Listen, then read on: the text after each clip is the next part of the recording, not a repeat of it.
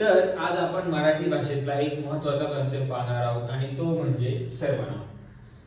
राम सकाळी लवकर उठला, रामने दात घासले, रामने चहा पिला, रामने अंघोळ केली, राम शाळेत गेला. हे तुम्हाला कसं वाटते? आणि राम सकाळी लवकर उठला, त्याने अंघोळ केली, त्याने दात घासले, तो शाळेत गेला. याचं दुसरं मी वाक्यांचा एक सेट तुम्हाला वाचून दाखवला, तो कसा वाटते? पहिल्या सेटमध्ये मी राम हा शब्द पुन्हा पुन्हा पुन्हा पुन्हा वापरत होतो, ते खूप रटाळ वाटतं. दुसऱ्यामध्ये मी काय केलं, पहिल्या वाक्यात फक्त नाम वापरलं म्हणजे राम वापरला आणि नंतर मी सर्वनामे वापरली म्हणजे तो शाळेत गेला, त्याने दात घासले, तो लवकर उठला. तर जो दुसरा आपला जो वाक्याचा सेट आहे ना, त्याच्यामध्ये आपण सर्वनामे वापरली आणि ती ऐकायला जरा चांगलं वाटतं.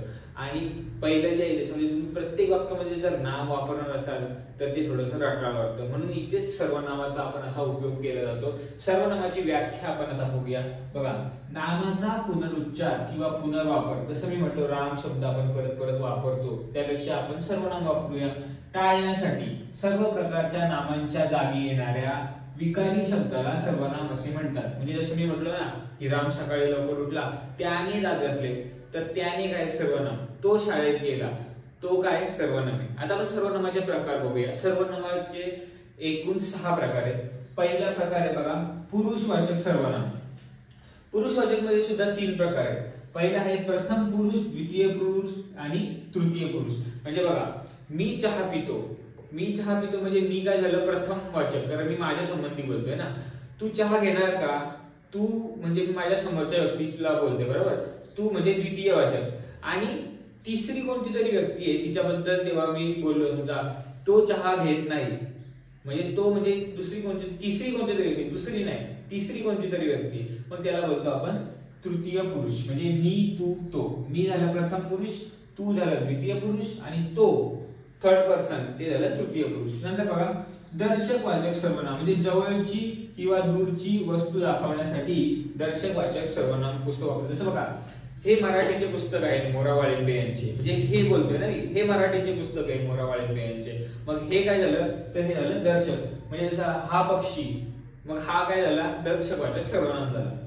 तिसरा सर्वनामाचा प्रकार आहे संबंधी सर्वनाम. म्हणजे बघा, पुढे येणाऱ्या दर्शक सर्वनामाशी संबंध. म्हणजे बघा, जो तळे राखतो तो पाणी जपतो. याच्यामध्ये बघा, तो पाणी जपतो हे आपलं पुढचं सर्वनाम आहे आणि त्याच्या संबंधी आपण काय वापरतोय, जो वापरतोय ना.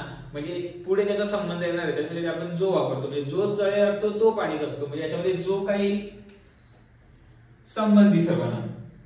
चौथा आहे बघा, प्रश्नार्थक सर्वनाम. प्रश्नार्थक म्हणजे बघा, प्रश्न विचारण्यासाठी.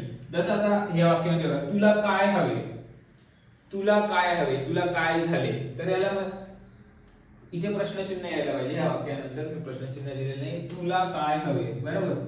आता काय या शब्दाचा इथे काय सर्वनाम म्हणून आपण वापर केलेला आहे, म्हणून आपण त्याला प्रश्नार्थक सर्वनाम असे म्हणतो. सामान्य किंवा अनिश्चित. आता याच्यामध्ये बघा, कोण, काय प्रश्नाऐवजी नामांबद्दल आले. आता बघा, इथे काय हा शब्द आहे ना, तो प्रश्न वापरण्यासाठी आलेला आहे. पण जर कोण आणि काय हे प्रश्नाऐवजी नामांबद्दल आले तर त्याला आपण सामान्य किंवा अनिश्चित म्हणतो. आणि याचं उदाहरण बघा, मी काय सांगतो ते नीट ऐका. सगळ्यात पहिले तुम्ही ऑब्झर्व करा की इथे बघा प्रश्नचिन्ह नाहीये, ठीक आहे. मी काय सांगतो ते नीट ऐका, इथे प्रश्न विचारलेला नाही तरी सुद्धा काय वापरलाय. आणि काय कशाबद्दल वापरलाय, प्रश्नाऐवजी नामाबद्दल वापरलाय. मी जे सांगतो ना ते ऐका ना, बरोबर. म्हणजे मी काय सांगतो ते ऐका, म्हणजे इथे काय प्रश्नार्थक नाहीये तर तो सामान्य किंवा अनिश्चित सर्वनाम आहे.